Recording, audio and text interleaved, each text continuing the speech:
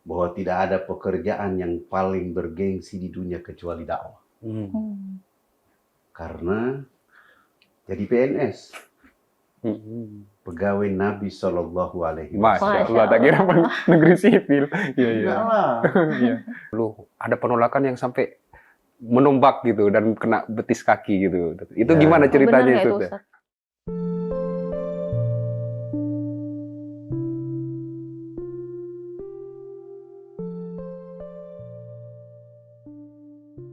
Assalamualaikum warahmatullahi wabarakatuh, Sobat Republika. Kita ketemu bersama saya Ani Nur Salika. Dan saya Muhyiddin, selamat datang di Mozaik, ngobrolin Islam asik.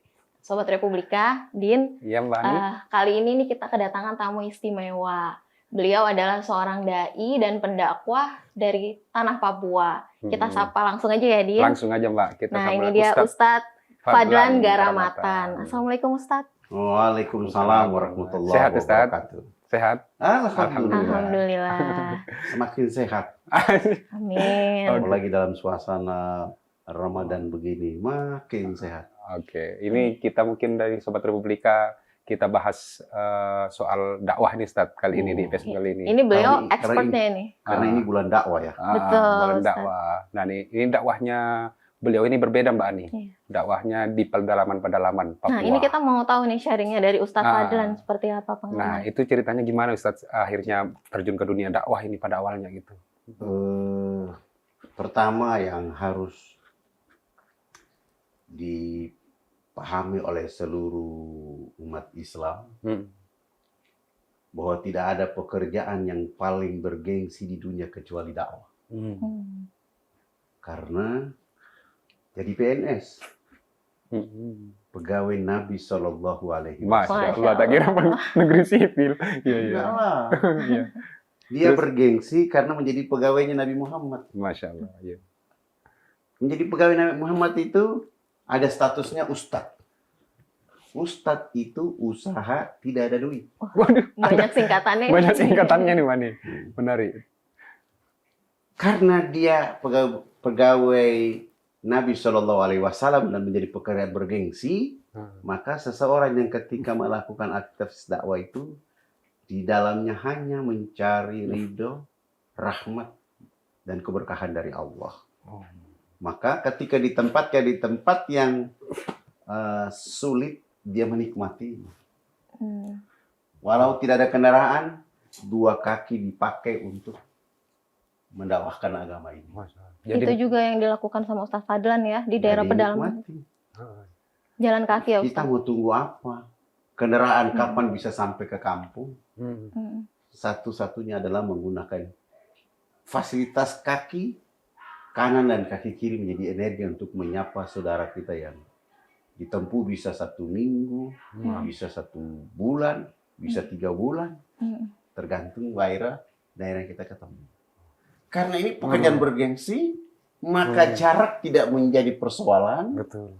rintangan tidak jadi masalah, fitnah, cemoohan, pengusiran, lempar, penjara itu bukan masalah. Karena itu adalah vitamin bagi pekerjaan bergengsi itu. Masya Allah. Jadi niatnya Ustadz ya, yang pertama ini kan itu Jelas. niatnya dulu sebelum berdakwah berarti ya. Oke. Kalau kita tidak ada niat melanjutkan apa yang dilanjutkan yang didakwahkan oleh Nabi Muhammad, siapa yang melanjutkan pekerjaan? Ustadz mungkin bisa dikasih gambaran daerah pedalaman yang terjauh tuh seberapa jauh yang pernah Ustadz Fadlan datangi ya, dan gambaran Betul. jaraknya. Kita pernah jalan kaki 3 bulan. Mas. Wow. Ya alhamdulillah di bumi Irian Jaya ini Allah sudah siapkan potensi alam. Ada burung di jalan, ada warga masyarakat bikin kebun. Yang penting kita menyapa mereka, minta ubi 1 buah, 2 buah bakar, taruh di ransel, ketemu rusa, burung di jalan, ditembak, dipotong, bakar. Menikmati. Oke. Kenapa kok memilih jalan kaki Ustadz, kan ada motor gitu. Nah, Mana mungkin di sana ada motor? iya. Lewat hutan-hutan berarti Iya. Itu ya. tahun 80-an ya Ustadz? Hah? Tahun 80-an? Ya di tahun 80-an itu mana ada motor? Belum, Din, masih hutan Kalau ada belantara, motor Din. pun motornya sakit. Sakit-sakitan Karena ya. medannya begitu berat Karena ya dia Ustadz. tidak sanggup. Iya. Karena jalannya bukan jalan setapak yang baik, itu jalan yang dicari sendiri itu bisa sampai ketemu dengan saudara-saudara kita di sana. Iya. Akhirnya begitu ketemu saudara-saudara kita di pedalaman Papua itu, Ustadz, apa sih yang pertama kali Ustadz Fadlan sampaikan? Kan pasti pendekatannya berbeda ya, Ustadz. Pertama adalah merasa berdosa. Hmm. Karena mereka adalah manusia, anak cucu Adam seperti kita, yang belum tersentuh dengan hidayah, terus dalam kondisi hidup yang jauh dari kota, lalu kita tidak menyapa mereka dengan apa yang kita miliki. Maka kita membiarkan nilai kemanusiaan bagi mereka di kampung itu menjadi hilang. Alhamdulillah, dengan dakwah menjadi pekerjaan bergengsi ini, kita menapak satu telapak dengan telapak kaki berikutnya untuk menyapa mereka supaya mereka juga harus bisa berubah seperti manusia lain di alam terbuka. Apa contohnya Ustadz yang dilakukan? Yang pertama datang berkomunikasi dengan mereka. Langsung dengan kepala sukunya ya Ustadz? Semua masyarakat. Tapi terlebih dahulu adalah kita berkomunikasi dengan tuah adat yang dituahkan oleh masyarakat. Bertamu dulu Nah, gitu. kita datang perkenalkan diri, Baik-baik. ketemu mereka, bicara baik-baik. Ada yang menerima, ada juga yang menolak. Yang menerima itu menjadi sahabat, yang menolak kita berusaha juga supaya dia menjadi sahabat kita. Jangan sampai ketika bertemu dengan keluarga, teman, sahabat, orang-orang yang kita jumpa, lalu kita langsung memvonis bahwa mereka tidak bersahabat. Menurut saya itu kita sendiri yang memadamkan cahaya. Oke. Ada yang menarik nih Sobat Republika di rumah. Dari kisah Ustadz Fadlan ini katanya dulu ada penolakan yang sampai menombak gitu dan kena betis kaki gitu. Itu Ya. gimana ceritanya Benar itu? nggak Ustadz? Pertama, kita belum pernah ketemu. Begitu datang ke sana, ya bagi mereka ini orang asing. Ya jalan satu-satunya untuk membuat kita menjadi saudara, ya saya harus menerima tombak itu. Dan ketika kita turun, kendaraan kita udah sampai, saya mendekati rumah kepala suku, jaraknya hanya 7 meter. Dan saya sudah menyapa beliau. Menyapa, ketika saya mau maju, ternyata beliau sudah di balik pintunya ada tombak. Lalu dia angkat tombak itu, dia melempar. Kena di betis dan saya terjatuh. Ketika saat terjatuh, teman-teman melihat darah yang keluar dan saya terjatuh melakukan perlawanan. Dan saya bilang, kita kesini bukan berperang. Kita kesini berdakwah. Konsekuensi dakwah ya begini. Hadiah tombak dari warga itu iya. Konsekuensi dari dakwah. Jangankan Fadlan, siapa saja di bumi, kekasih Allah yang bernama Nabi Muhammad SAW datang ke Taif, dilempar sampai tumitnya berdarah-darah. Apa artinya kita? Maka jangan kamu lawan mereka. Tugas kalian cabut tombak dan bawa lari saya ke rumah sakit. Dan itu ditolong kepala suku waktu itu Ustadz ya? Justru yang itu teman-teman da'i. yang Dibawa ke rumah sakit, tidur 3 bulan, setelah sembuh, saya ajak kawan-kawan, ayo kita ke sana lagi. Jadi nggak kapok ya Ustadz? Da'i menolak.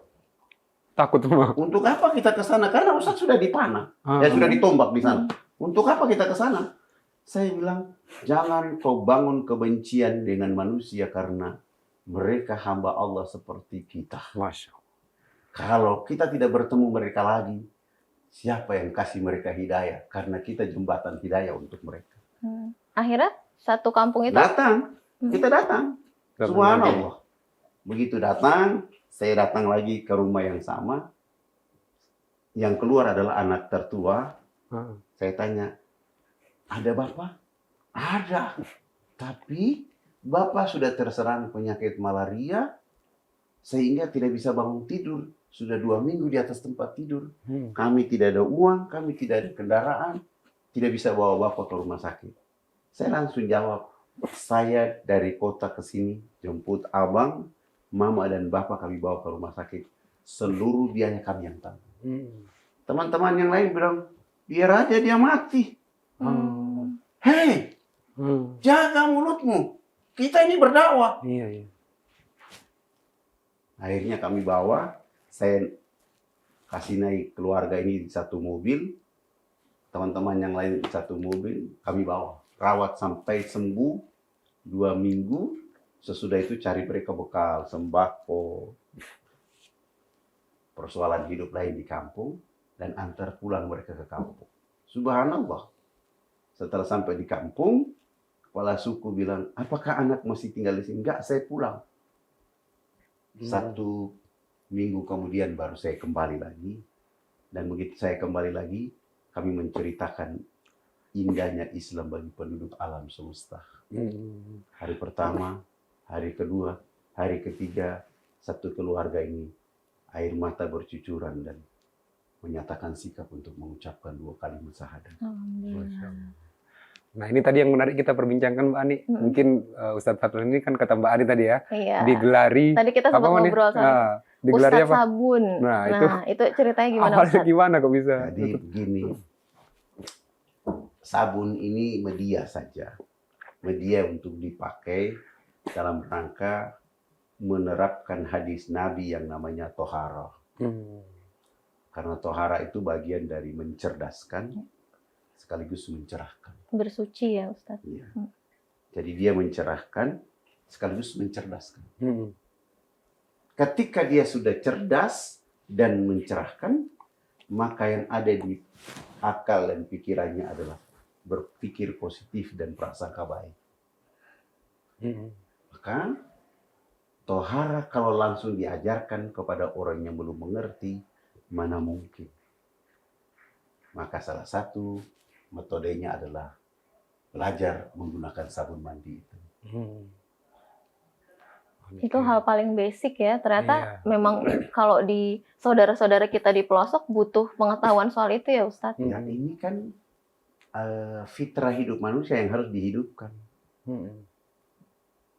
Siapa yang mau mengajari itu? Siapa yang mau menceritakan itu? Kecuali tadi orang-orang yang datang bertemu dengan mereka dengan satu harapan. Dia bisa bangun tidur di pagi hari itu alhamdulillah. Dia bisa meninggalkan perbuatan buruk yang ada di kampung selama itu. Sudah alhamdulillah. Jadi beliau ini mengajarkan kebersihan juga di dalam dakwahnya gitu. Jadi An-nadhafatu minal iman Ustaz ya ini. Dakwah itu luas ya Ustaz. Pendakwah itu tugasnya tidak hanya dari sisi spiritual, tapi juga sehari-hari juga itu tanggung jawab pendakwah juga ya Ustaz. Islam ini agama yang sejak dari tidur sampai bangun tidur kembali menceritakan sisi kehidupan manusia dengan interaksi alam semesta. Dan interaksi manusia dengan manusia. Ada manusia yang intelektualnya cukup, ada yang belum. Maka kita mengantar cara pandang sederhana dengan mindset bahwa mereka ini manusia seperti kita. Yang harus diceritakan kepada mereka agar dia menikmati alam semesta seperti Allah berikan kepada manusia lain di bumi. Semua berhak menikmati hal yang sama gitu ya. Maka tohara atau mandi itu menurut saya adalah energi dakwah dari Nabi yang belum dihidupkan oleh kita. Maka saya mencoba memulai dengan mandi kepada keluarga saya, famili saya, orang-orang yang ada di kampung. Dan ternyata berenergi. Berenergi ketika baru menemukan sabun, begitu dia mandi, gosok sabun, sampo, karena tadi sampo itu digosok sehingga rambut ini makin mekar, jatuh kena hidung, mencium bau harum, langsung pergi, tidak mau bilas lagi dengan air. Ketika tidak bilas lagi dengan air, teman-teman dai waktu itu mengatakan, Bapak harus disiram dengan air. Tapi satu jawaban yang keluar dari lisan Bapak, tidak mau. Ini wangi. Jadi nggak mau dibilas. Iya. Alhamdulillah itu hanya berlangsung dalam waktu 6 hari berturut-turut saja. Setelah dia pergi ke kebun, pulang, kena air hujan, dia merasakan nikmatnya mandi, lalu selanjutnya dia mulai mandi sempurna seperti manusia yang lain di alam semesta. Oke, baik Ustaz.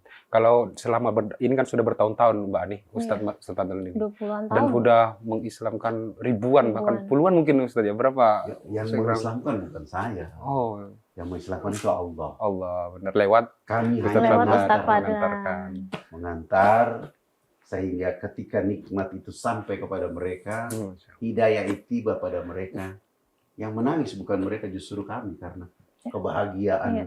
Anitum Iya. harisum alaikum bil mu'minin raufur rahim. Hmm. Lahir Iya. untuk mereka dalam hidup. Terharu pasti, rasanya luar biasa pasti Ustaz. Ya. Dan ini Mbak Ani, Ustaz Fadlan sudah membangun pesantren juga nih. Ada panggilan khusus nih Mbak Ani Apa itu? untuk Ustaz Fadlan. Ayah.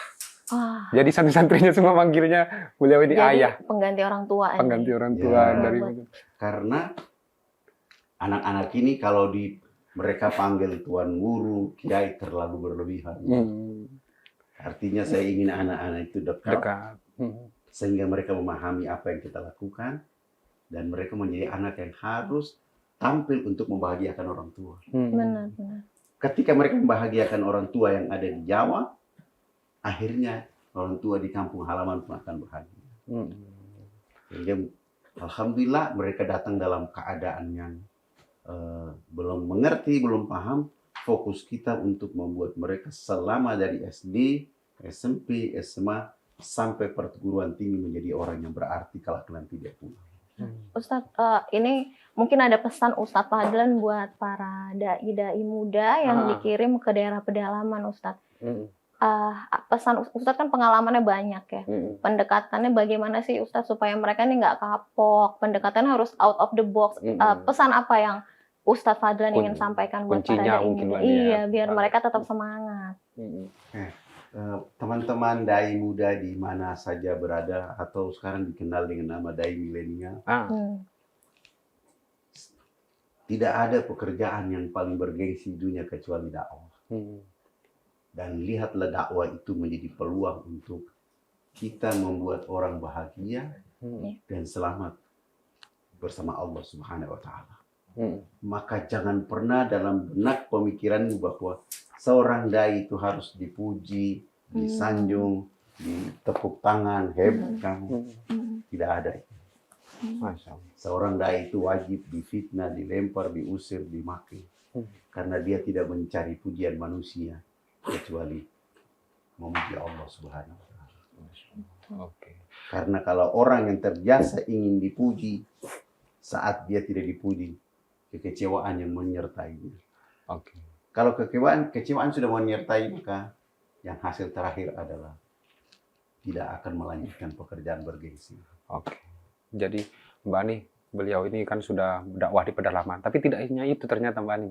Beliau ini kan juga dakwah di perkotaan, tapi sayangnya Mbak Ani di akhir-akhir ini kan dakwah katanya itu khususnya di dakwah di kampus-kampus ini. Iya, nah itu di masjid Ustaz. Di masjid kampus. Ini mungkin ini ya Din, terkait ya kemarin ya masjid kampus yang sepi. Ya, di UI kegiatan Ustaz.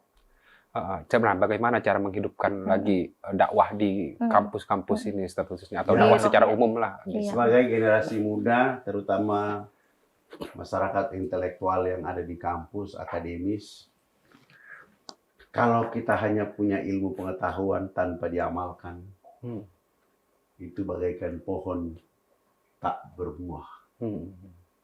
Tapi kalau kita punya ilmu pengetahuan lalu kita amalkan dalam praktek dakwah di lingkungan masjid yang ada di kampus, maka serulah manusia ke dalam agama rohmu dengan cara arif, bijaksana, penuh hikmah. Gunakan peluang dan kesempatan agar selain kita menjadi intelektual, masyarakat akademis, tetapi ruh kita hidup, jasmani kita terjaga oleh karena nilai dakwah itu tersentuh kepada semua orang. Karena sebagian orang berpikir hari-hari dia ke kampus, ilmu yang dia dapatkan. Tapi ketika nanti suatu saat dia akan bertemu dengan sesuatu yang menjadi rohaninya, dia hampa, maka ilmu yang dimiliki tak ada gunanya. Jadi di bulan Ramadan ini harus dihidupkan lagi Ustaz ya, di bulan Ramadan untuk masjid-masjid dakwah ini. Hidupkan. Pekerjaan bergengsi ini wajib bagi seluruh manusia yang beriman kepada Allah. Apalagi dengan datang bulan suci Ramadan, itu adalah bulan tarbiyah, bulan edukasi, bulan pendidikan, bulan pemberdayaan, bulan kepedulian, bulan motivasi. Ini harus dihidupkan. Jadi nggak hanya akademik aja ya Ustadz ya. Iya. Itulah Mbak Ani kuncinya. Karena yang perlu dipahami oleh kita semua bahwa kita selama ini kan berpikir bahwa kebutuhan pokok itu makan, minum, pakaian, dan rumah. Padahal 3 hal ini membuat kita terlena sehingga di akhir perjalanan kita nggak punya tiket. Jangan sampai ya. Jadi Jangan nih. sampai kita tidak punya tiket Jangan itu. sampai. Iya. Karena tempatmu yang terbaik bukan di dunia ini, tapi tempatmu yang terbaik adalah di akhirat. Baik, ini masih banyak sebenarnya aspek-aspek lain yang mau kita tanyain ke Ustadz Fadlan ya. Iya. Tapi sayang sekali Ustadz nih waktu kita terbatas. Oke, Sobat Republika, Iya. itu tadi bincang-bincang kita sama Ustadz Fadlan. Iya. Ustadz terima kasih banyak ya Ustadz Ya, sudah mudah-mudahan meluangkan waktunya. bermanfaat. Insya Allah ya berbagi wawasan ini sama kita, mudah-mudahan bermanfaat buat kita semua ya Din ya. Iya, Mbak Ani. Sobat Republika, kita ketemu lagi ya di episode Mozaik mendatang. Wassalamualaikum warahmatullahi wabarakatuh.